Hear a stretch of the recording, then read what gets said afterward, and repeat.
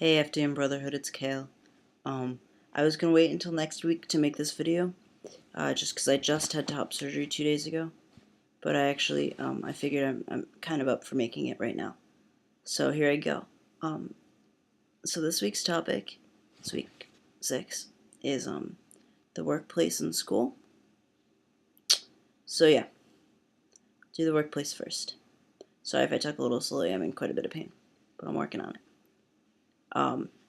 So I work at this little Nepalese gift shop in Saratoga Springs.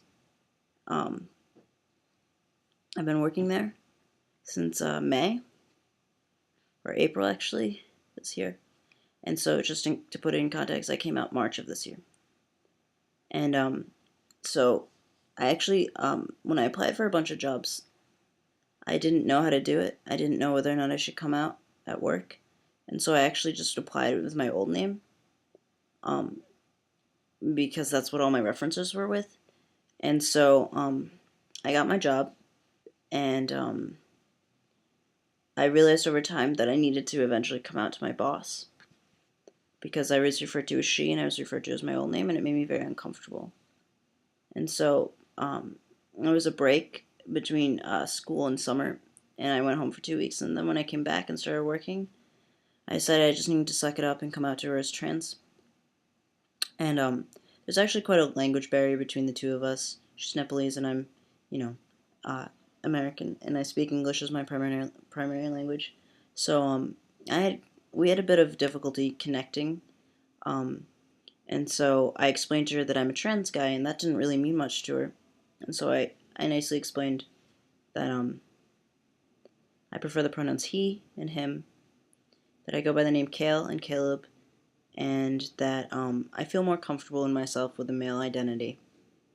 And it took her a little while to pick up on what I was saying, but she was actually super supportive. And as soon as she picked up on that, she started calling me the right name right away. She still slips up on pronouns every once in a while.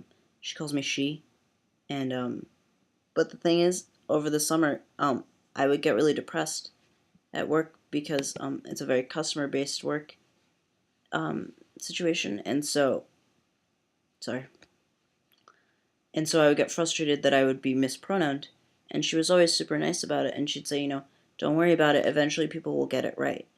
And that really helped me a lot, knowing that she saw it as people getting it right. It wasn't people will call you he, but people will get it right. And so that was really nice. And she calls me her son, and she says she thinks of me like a son, and she really respects me as a worker. And so I feel very comfortable in that context, being read as male.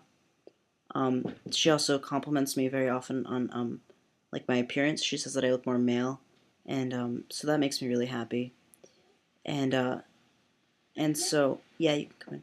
I'm making a video though. But yeah, so it's really nice to have her refer to me as male, even before the customers at my store would. She never really corrected any of the customers, but now I know that she calls me he in front of customers, and she's really good at that stuff. So that's kind of my experience in the workplace. So that's the only place that I've worked since I've been out, and my boss has been super good about it. And yeah, sorry I keep on repeating myself. Okay, so school is the second part of this topic for this week. And so, like I said earlier, I didn't come out until this year in March, and so I was already a sophomore in college, and I had already been pretty well established as a psych major at my school, and so I knew everyone. And so coming out for me at school was a little harder. So I came out to all my friends first, but I came out to all my professors. That was really important to me, to come out to all my professors so that they would call me the right name and the right pronoun, because I figured if I did that, eventually people would catch on and start using the right names and right pronouns, and at the very least people would notice that I was getting referred to as something differently, and that I would prefer to be referred to as male. And that actually worked really well for me, because last semester I didn't pass very well. But I got called the right name by all my classmates. I didn't get called the right pronoun very often, but I got called the right name, and so that was really nice. And that helped me a lot through my transition. Just knowing that my professors were on my sides, on my side. My advisor, who was one of my professors last semester, and who's one of my favorite people, he has been nothing but supportive with my transition. And when I told him I was trans, he was like, "I could see that. That makes sense to me, and I'm here for you, and I will do whatever it takes to help with all your professors and make sure that everything goes smoothly." And that meant a whole lot to me. And so this semester has gone by a lot smoother, or last semester, I guess, this fall semester of 2010, my first semester junior year, has gone by very, very well. I still didn't pass completely when I came back to school, and so although all my professors call me the right names, I still got mispronounced in a lot of my classes by other classmates, not by my professor, but by other classmates.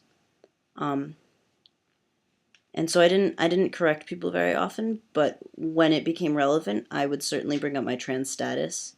There were specific times, like in my sociology class, where we talk about socialization of gender, and I talked about my experience as a trans person.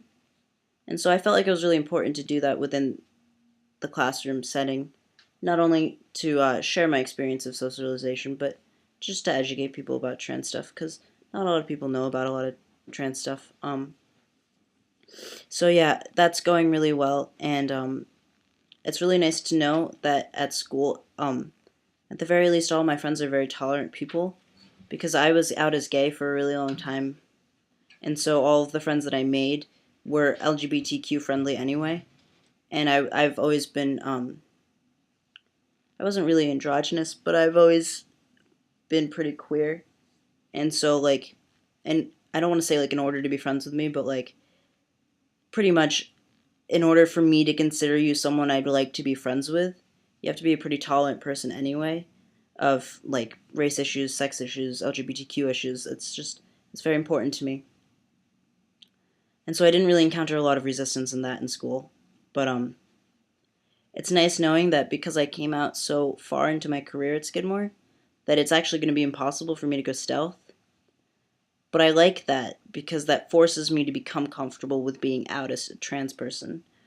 Because I want to remain out and I want to remain part of the trans community and I want to remain an activist. And so it's super important for me um, to remain out at school.